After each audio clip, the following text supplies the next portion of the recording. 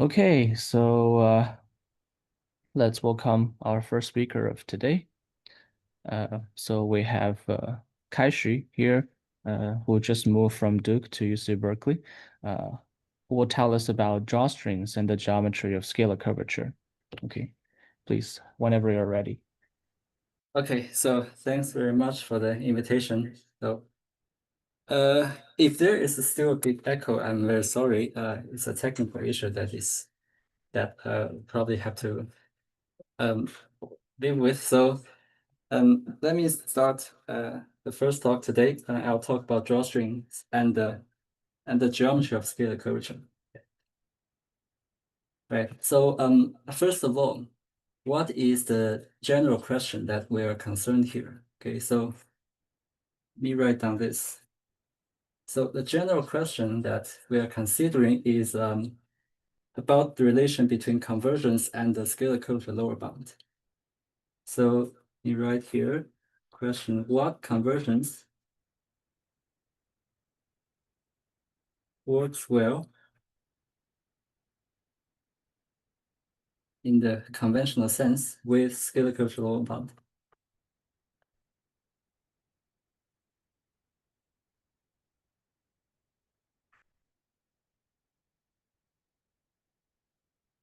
And in particular, currently, this problem of stability or almost rigidity plays probably the most of the attention in this kind of convergence problem. So we're particularly in this talk interested in the almost rigidity or we also call stability problem.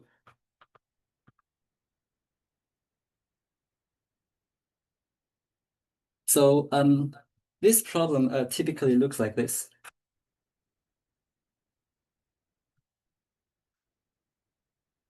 Suppose we are given these conditions. For example, we could consider a torus with some metric with scalar curvature greater than minus epsilon and maybe plus some other reasonable geometric bounds such as diameter bounds or volume bound or etc.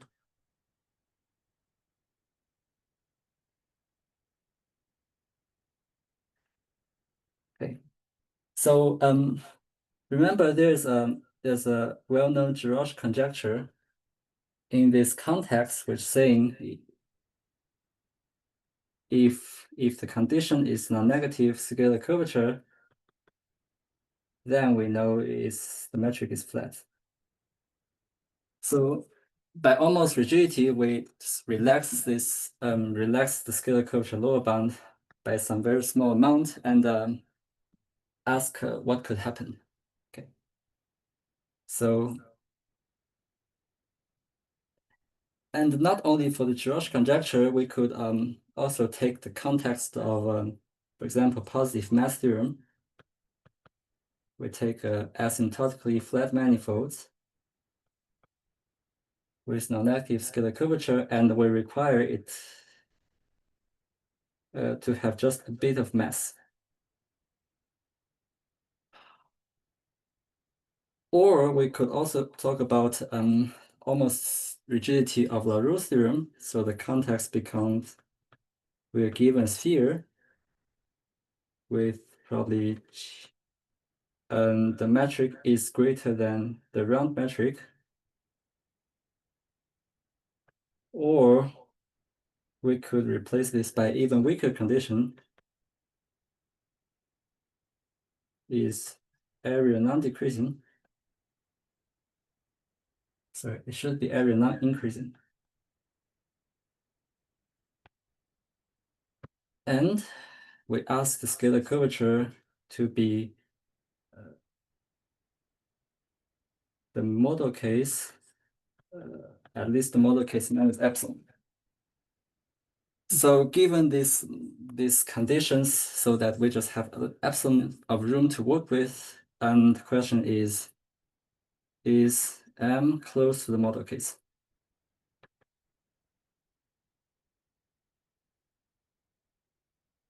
And more importantly, in what sense?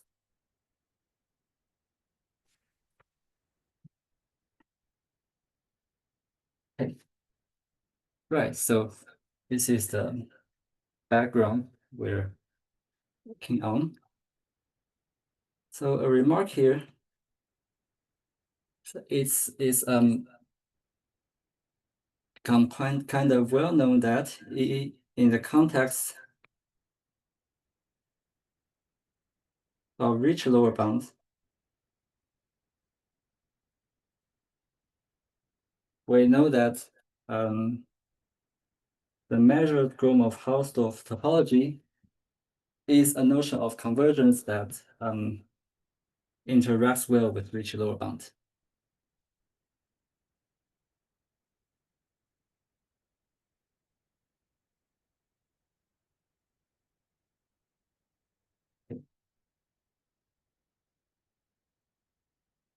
However, for scalar curvature, and there's already quite a few examples which say that Gromov-Hausdorff is actually not interacting well with scalar curvature.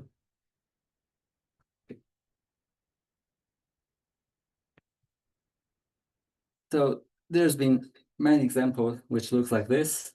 So for example, in the context of Giraud conjecture, we could just take a flat torus and do what's known as the Gromov-Lawson connected sum construction. So we can attach bubbles, or we can attach a very thin but long cylinder to this flat torus. And let me write down. We need to be very careful with what's happening on the neck, and this follows what's called Shen Yao and Gromov-Lawson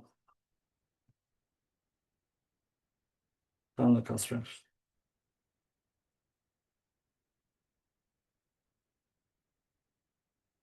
And with this quite delicate building of the metric, we can realize these geometric figures, and in addition, the scalar curvature is decreased by at most epsilon. And moreover, we can make the size of these neck regions also very small.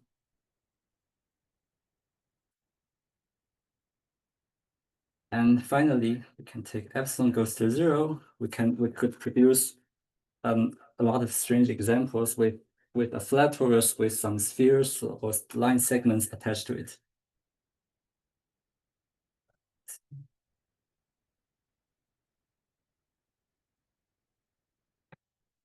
Okay.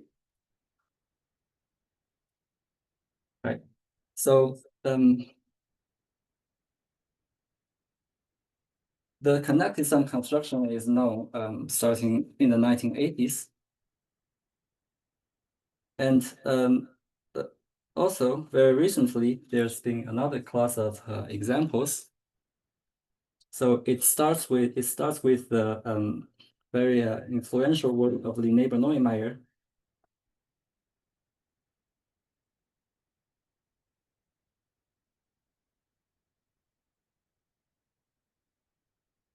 So roughly speaking, what they are meant to do is to collapse it. They can collapse close geodesic in a flat torus. Of course, while almost preserving spherical lower bound. The sense of collapsedness is to be introduced in a while. So let me just make the historical review. So though they just write down the way to collapse the closed geodesic in Tn, actually, the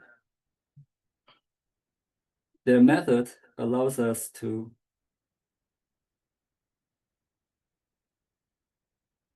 collapse a codimension 3 submanifold.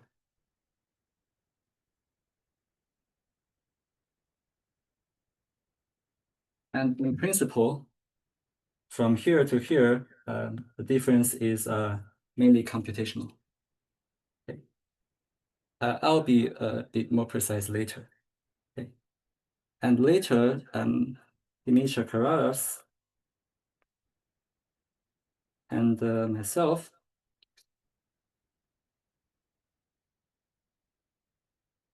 inspired by this high codimensional phenomenon, we are able to extend the collapsing phenomenon to codimension 2.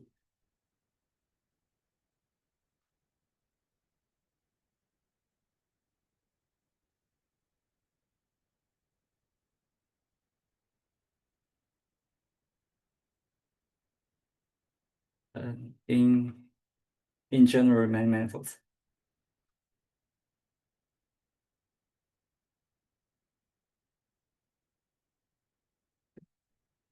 And of course, also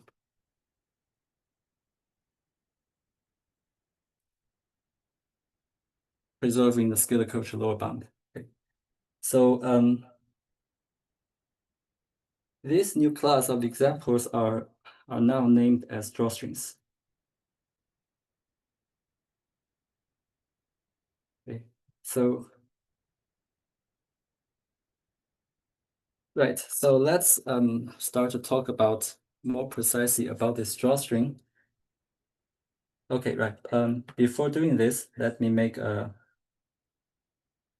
comment. So this is quoted from Linné-Neumayer.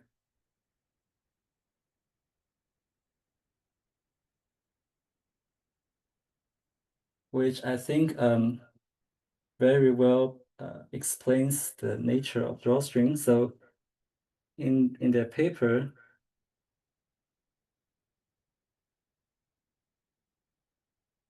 there is this remark which says that the relation between distance function and the scalar curvature lower bound is having some issue, and we'll basically see that this is what's going to happen in the remainder of this talk. Okay. And remark, this Linné-Neumeyer's happens are the same paper. Okay. Right, now let's go into the technical part. So this is the main statement. Kazaras, myself, I am writing down the statement of our second paper, which is the general case. So suppose we're given this data. We're given a Riemannian manifold, dimension at least 3, and let's assume it's oriented. And we also have a codimension 2 submanifold, and we ask it to be closed and also oriented. Okay. And we are given a very small epsilon and a function v0 on sigma, which we assume to be non-positive.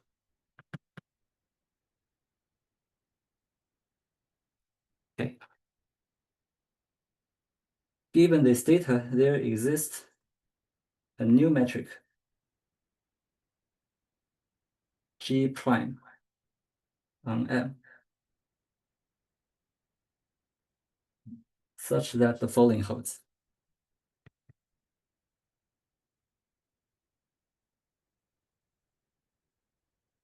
So first of all, G prime equals G outside the epsilon neighborhood.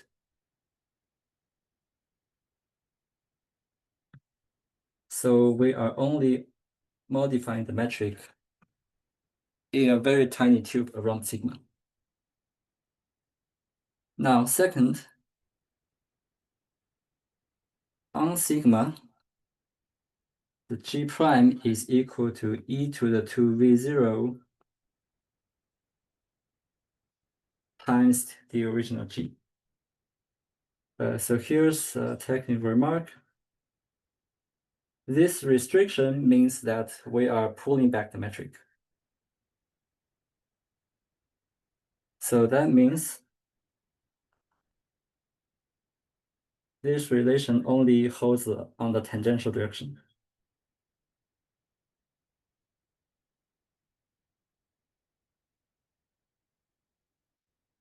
Okay.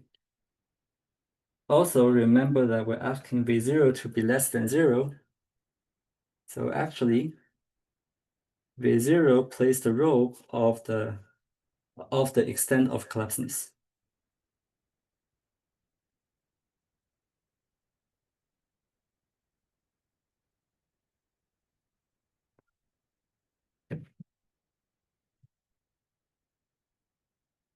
Furthermore, the new scalar curvature is decreased by epsilon pointwise.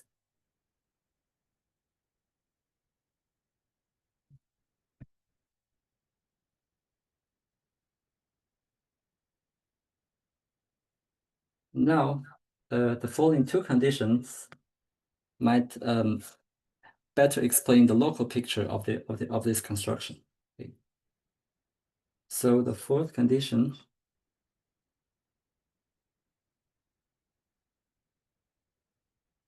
the new volume of the region that we edited is not changed too much. This 12 pi is not important. Okay. The important thing is the volume remains at the level of epsilon squared. And finally, for all points on the boundary of the edited region, we have the new distance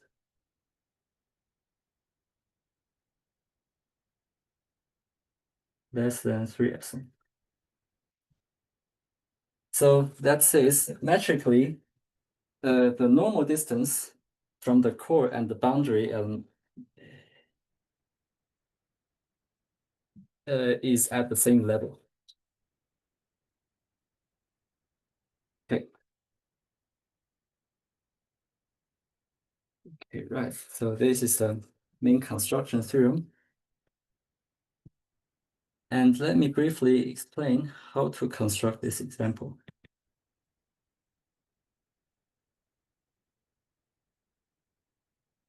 And in this way, we may have a better picture of this drawstring example. Okay. So to simplify things, let me assume let's imagine here that V0 is a very, very negative number. Okay. So we'll try to imitate the case of total collapseness.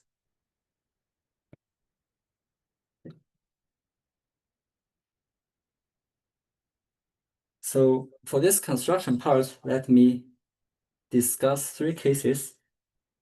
So from most specialized to most general, and the construction is from the easiest to the most difficult. Okay.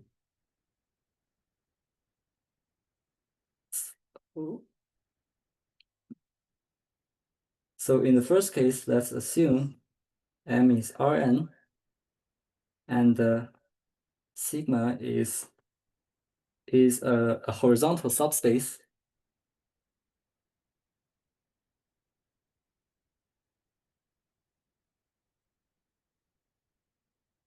And let's ask k less than n minus 3. Okay.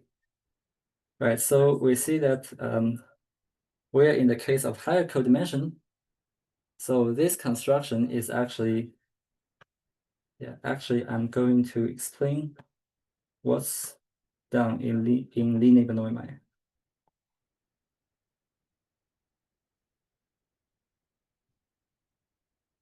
Okay.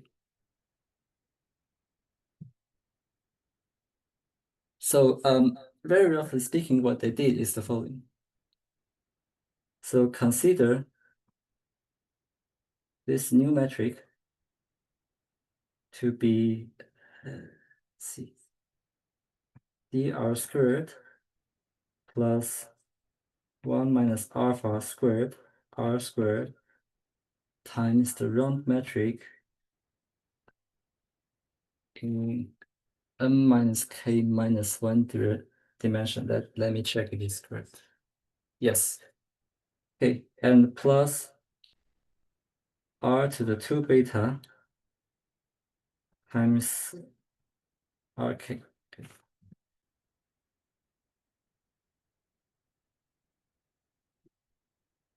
So we do a bit of explanation. So this metric is actually a cone metric on r to the n minus k. And this rk plays the same role as this rk here. Okay. So most important thing in this construction is that we are able to put this r to the 2 beta on the warping factor along the vertical fiber. So in particular, r to the 2 beta goes to 0 as r goes to 0. And this is the sense, basically it's the sense of this cleftness. So we are twisting the metric like this warp product so that fiber just gets shorter and shorter as we approach core.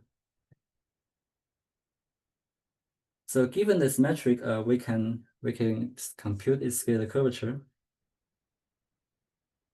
The scalar curvature of G tilde. Let me denote this metric by H. So RG tilde should be RH minus 2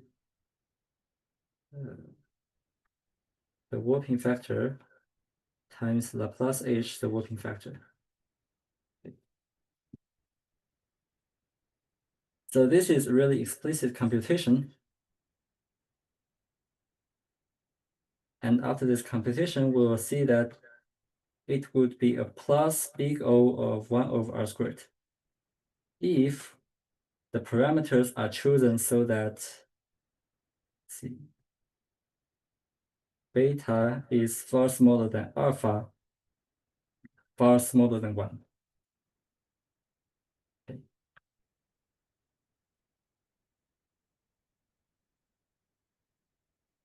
Then the remaining goal is to merge this metric with the Euclidean metric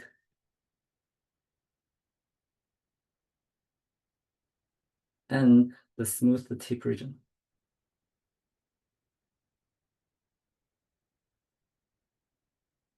Okay.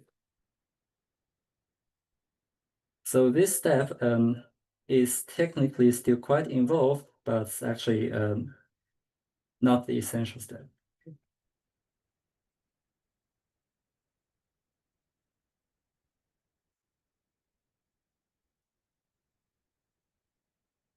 Okay, so roughly speaking, this is what's happening in the Bernoulli-Meyer section 9.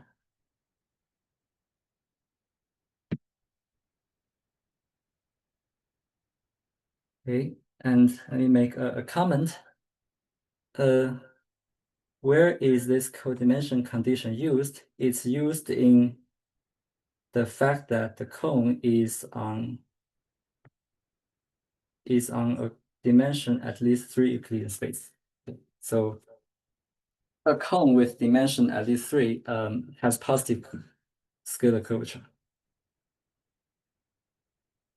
So this is positive. Right.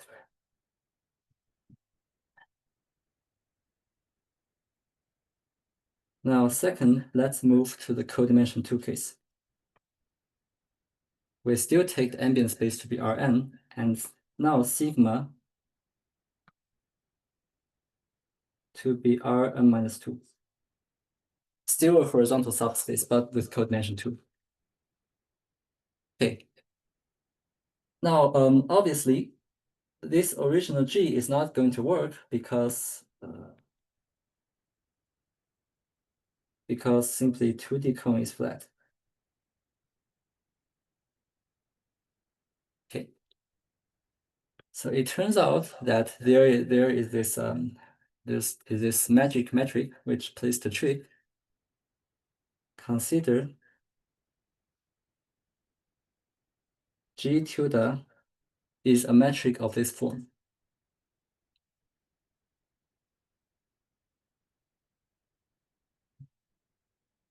ER squared plus H squared R squared theta squared plus e to the 2u GR minus 2. Okay, so still this R minus 2 is along the direction of sigma, where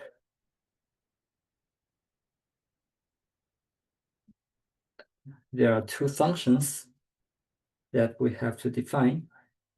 So the function h is set to be of this form. And u is set to be minus c2 log 1 over r with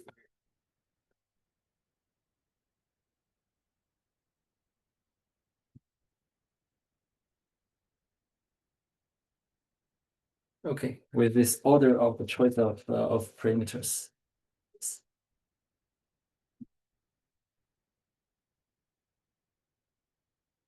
So first of all, notice that this u is going to minus infinity as r goes to 0.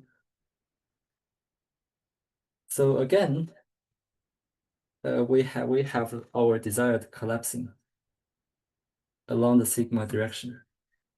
Okay.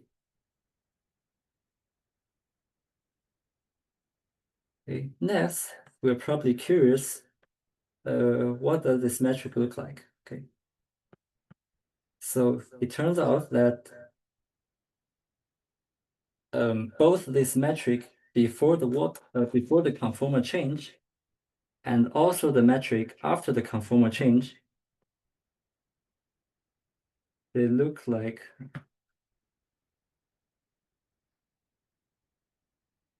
a smooth cone. Of course, when R is very small.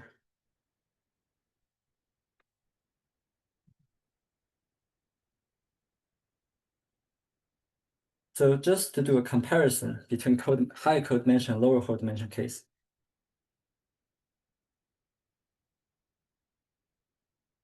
In the high codimension case, our base metric H is just a cone.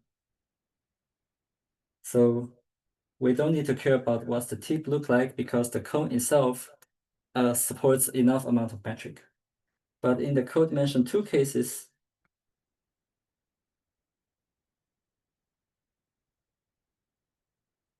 H is a smooth cone, and now the required positive curvature is coming from the smoothing. Okay.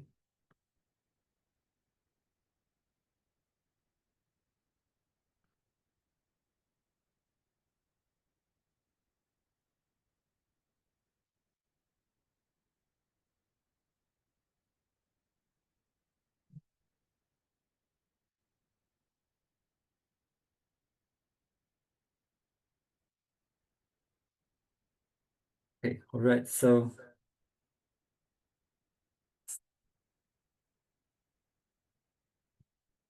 finally, let's go to the most general case. Okay, so for better consistency of the note, let me delete this part.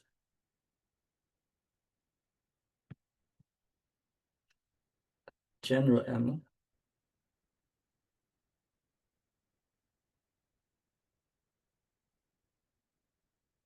Okay, so basically the idea is the same. So let's draw this picture. So suppose sigma is put here. Okay. And we can, of course, make sense of the R direction, which is orthogonal to sigma. And because we're in codimension 2 and everything is oriented, we can also make sense of the theta direction. Okay. Now we can almost reuse this formula, G tilde. We just write down the same formula.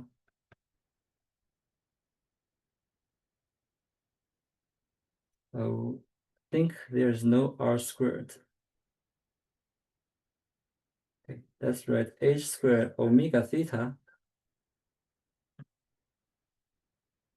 where this omega theta is the unit form in theta direction. And plus e to 2u, the metric along the fiber. So let me write the metric restricted to the span of partial theta, and we take orthogonal complement. Okay. Right. So basically, what's remain to do in this more general case is to check with quite a few computations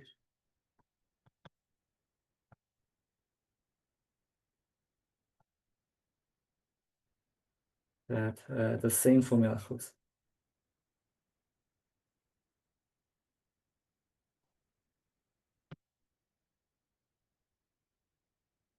Okay.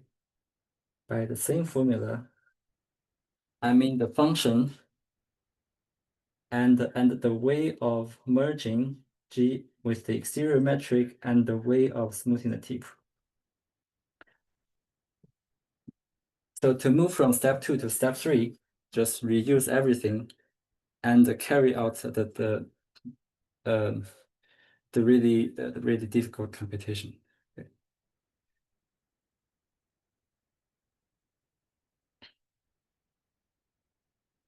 Okay, so this is about the construction.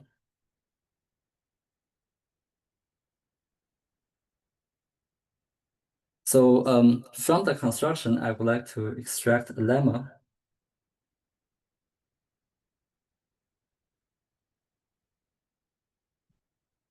So in this formula, in the construction,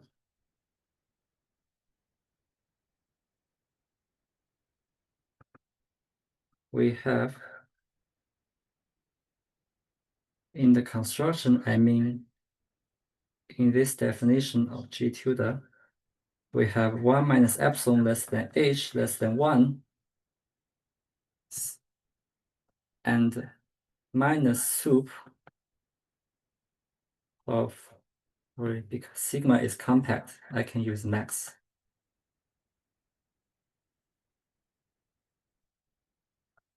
Okay. So this is useful lemma that we're going to use later. Okay. Right. So next we are going to mention a few applications. So first, a bit simple remark.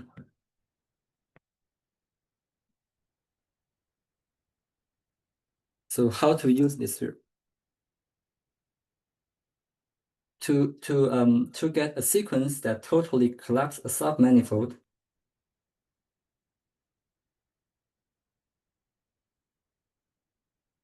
we just fix sigma and take V0 to be minus I and take epsilon I to goes to 0.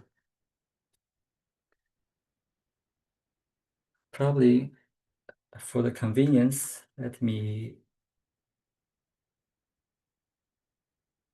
move this statement to here.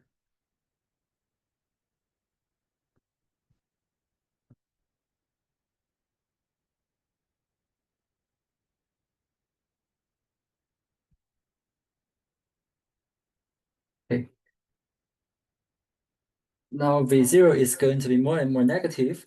So by item 2, the diameter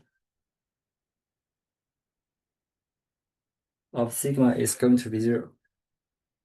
So in fact, we can check that the sequence of metric is Gromov-Hausdorff converging to the so-called Pull-string space.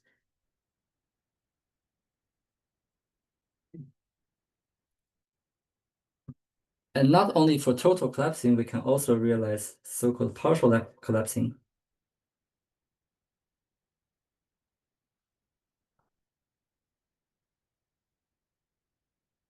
Also, we fix sigma, and this time, instead of taking V0 to minus infinity, we just take V0 to be something fixed. Okay. So in the limit, the rest of the thing is unchanged, but the diameter of sigma becomes e to the minus 1 times the old one.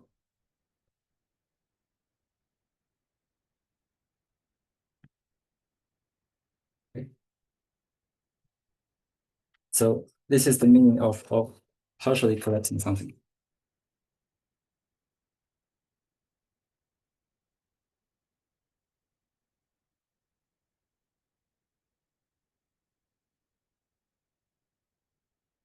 Okay, so I think we have 20 minutes left. Oh, sorry, finally.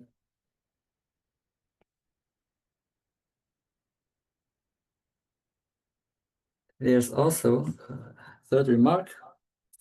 Okay, we have been discussing the case of closed submanifold. We can actually also collapse a segment.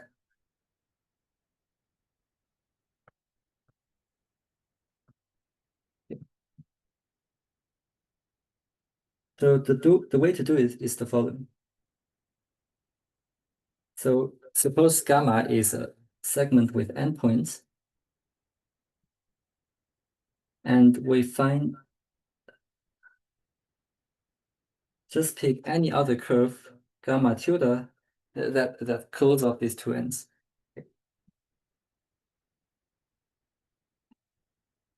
Now we take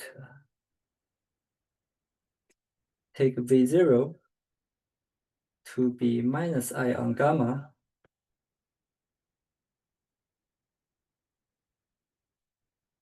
and take it to be 0 on tilde gamma epsilon. For tilde gamma epsilon, I mean tilde gamma with probably epsilon of length excised. So this epsilon is left so that we can do a cutoff. So this uses the fact that we can take V0 to be a non-constant. Okay.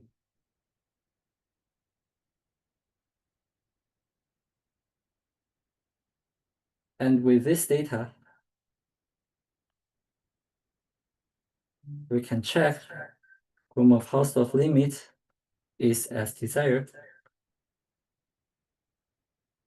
Okay. We just collapse the gamma, and tilde gamma is left unchanged. The region near tilde gamma is left unchanged. Okay.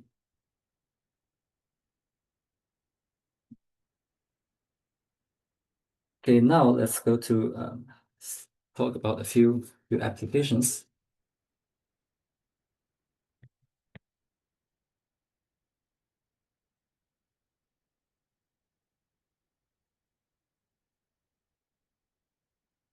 Okay. So let's talk about the interaction of drawstring with some other recent stability result. First of all,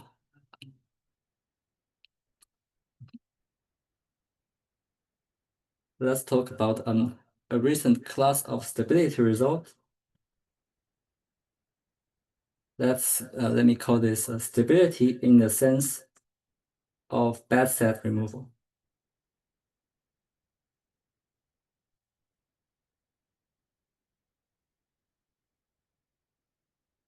So a typical theorem of this is the following result of Dom and Song. Suppose we have a sequence of three-dimensional asymptotically flat manifolds. First with non-negative scalar curvature and with the mass converging to zero. Okay. Then there exists a bad set in each of the manifolds, so that we have these conclusions. First of all, the area is very small. Let me write this convenient formula, although what they state is stronger than this, so we can achieve everything at the subcritical rate. So second, after this removal of bad set, the remaining part with the induced length metric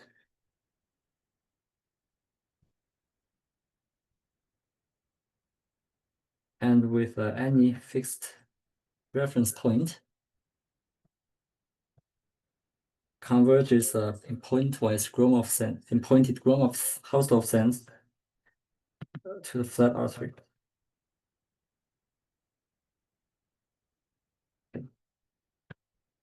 So this is for positive math theorem.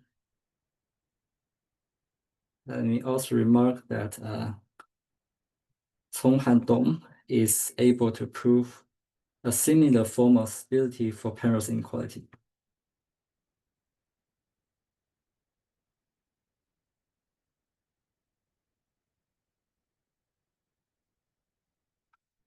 Okay. There's also a theorem regarding the LaRue stability by Sven Hirsch and Yue Zhang. So we are in the context of LaRue theorem, so we're given a sphere with scalar curvature almost rigid, and the identity map from a metric to the round metric is area non-decreasing.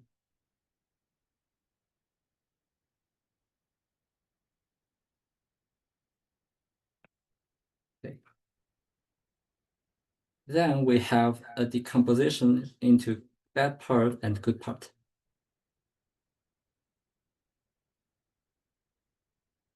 So the volume of the bad part is very small, and on the good part, we have a proximity of the metric.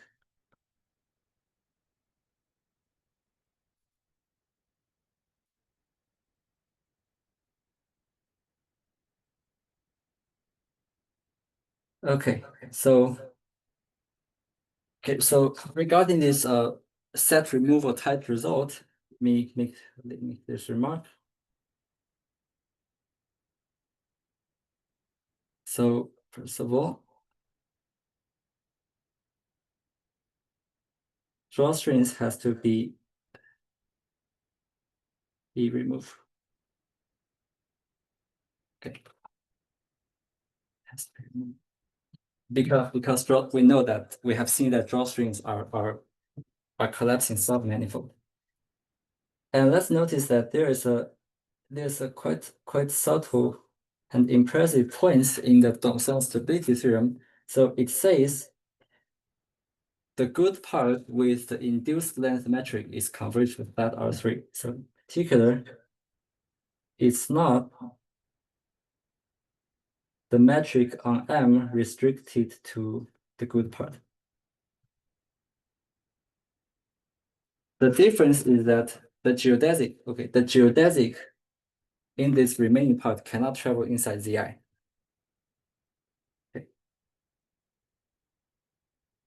And in the root stability, we just say that the metric in the good part is close to the sphere.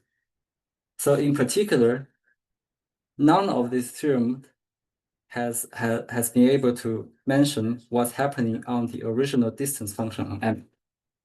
Right. All right. So this is actually the observation that I like to make. And there's a second remark concerning the root stability. So the remark is the follows: if we put drawstring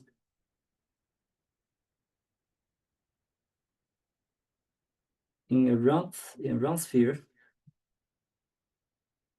then actually it satisfies the condition for the root stability.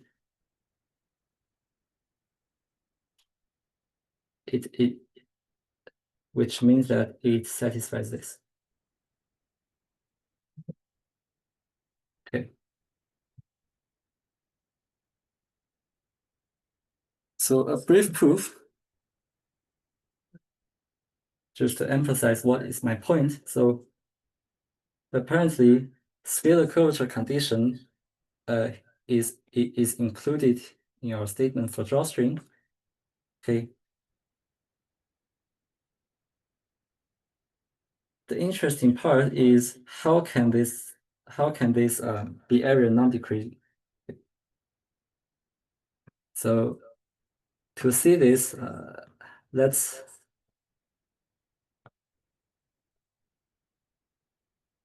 work in the case of dimension 3. Okay. So recall that our metric has this form.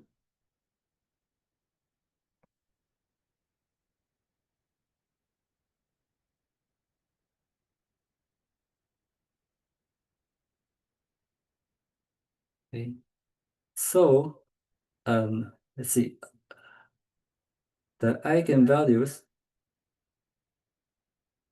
with respect to G of tilde G can be, so we're in dimension 3, so 1 minus 2 is 1. It's e to the minus u, e to the minus u h, e to the u. Okay, we know that this is collapsing, but miraculously, at the level of 2 forms,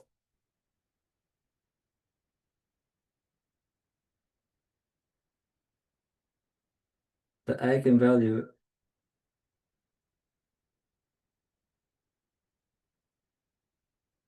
has become, the pairwise product of this function. So e to the minus 2u h, 1 h. Okay, now recall our technical lemma.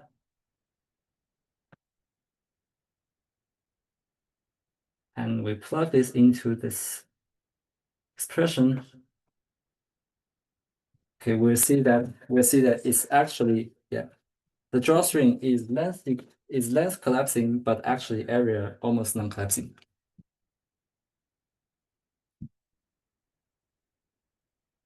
Okay, so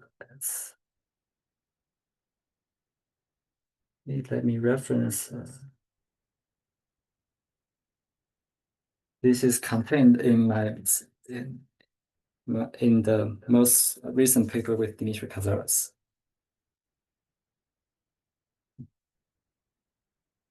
Okay.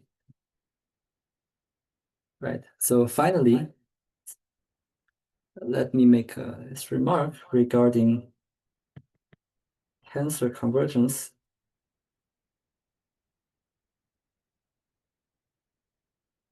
versus distance convergence.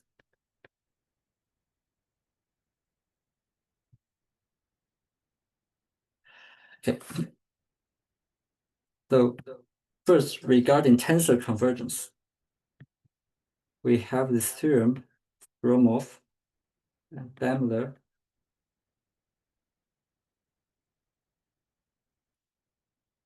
In this theorem, we suppose that we have this sequence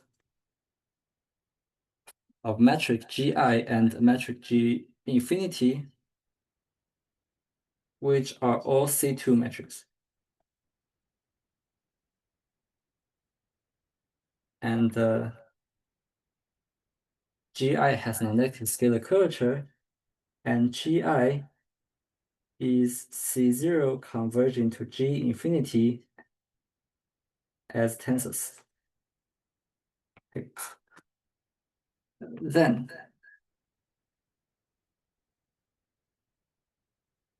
G infinity has non-negative scalar curvature as well. And in contrast, we have this instability result, which say that if we have three manifold, which is Yamabe positive,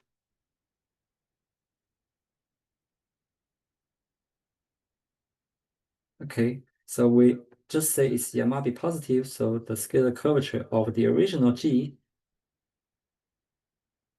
can be even negative everywhere. Then there exists a sequence of metric, so that each Gi has positive scalar curvature, and the distance function converges uniformly to the distance function of G.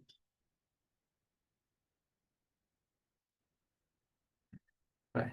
So this means PSC is not preserved even under convergence of very strong convergence of distance function. So a remark.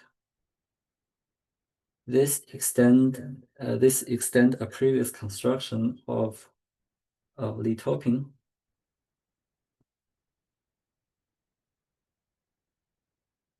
And they did the case of the high dimensional sphere and a metric conformal to the ground metric. Okay.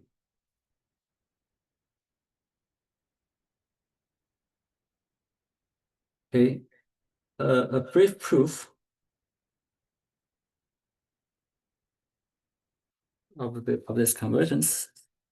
So because it's Yamabe positive, we can write G to be e to the 2f G0 with G0 having positive scalar curvature. And because we have the freedom of scaling, we can assume f is negative. Okay. The idea of the proof is just that for each I, let's put a very dense amount of drawstrings.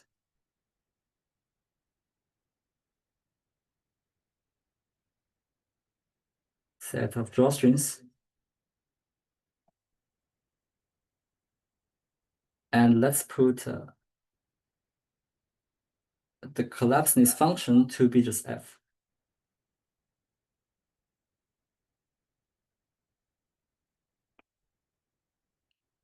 Okay. If we are right, if we put position the drawstring in a fairly dense and good way, then the taking I go to infinity, this will do the trick. Okay, so I think this would be the end of my talk today. So thank you for your attention, and yeah, and very sorry if a microphone problem really affects you.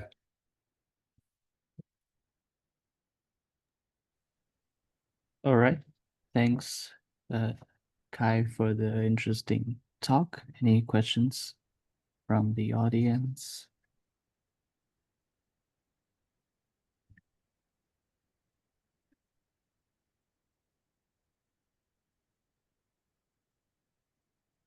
Okay, since we don't. Could I just ask a Sorry, quick sure. one? Go ahead. Kai, on the last result that you talked about, could Yes. you instead of saying you want to converge to something smooth that has like where you pick your M3G to be Umami positive, could you pick a distance function? So could you pick, so say everything's just the three sphere, could you pick the thing you're converging to be the three sphere with the induced distance function from its embedding into Euclidean space, and then have a convergence of positive scalar curvature metrics going to that distance function? So you mean that can we just take a general distance function instead Yeah, of that, this function coming from a conformal metric? yeah. Okay. As long as it's, I guess it has to be smaller in some sense, but yeah. Yeah, smaller. Yeah, I think we are actually in this construction, we are actually quite essentially using this conformal relation, because we have to put a dense amount of drawstring everywhere and in all directions, right? And we are putting a function that measures the collapseness in each direction, and it turns out that the interaction between this collapseness of different directions is quite complicated. For example,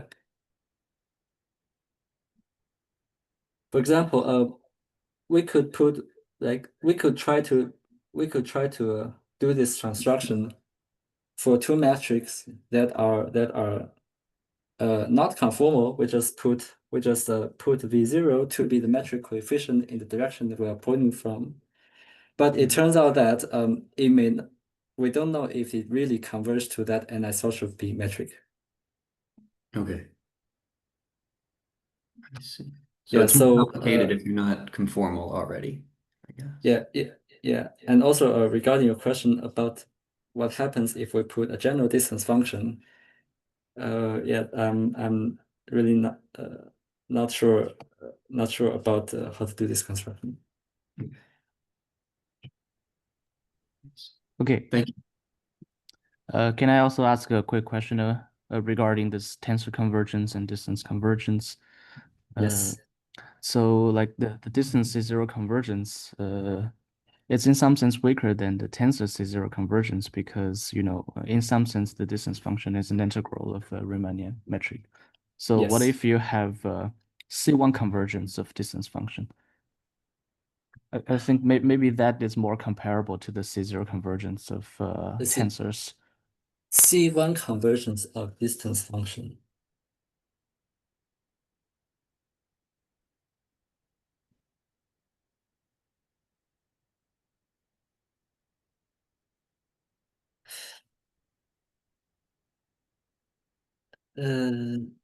Not okay. From my first impression, so C1 convergence of distance function it is a quite strong condition. So Okay. I think it already implies like C0 convergence of metric metric. tensor in in lots of directions, right? Yeah, probably. Yeah. Technically, not sure what the result would be, but yeah,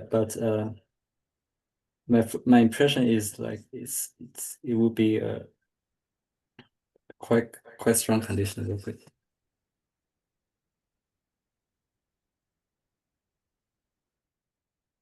Thank you.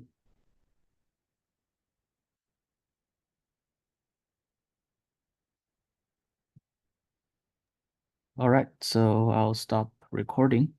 Thank you. Let's thanks our speaker again.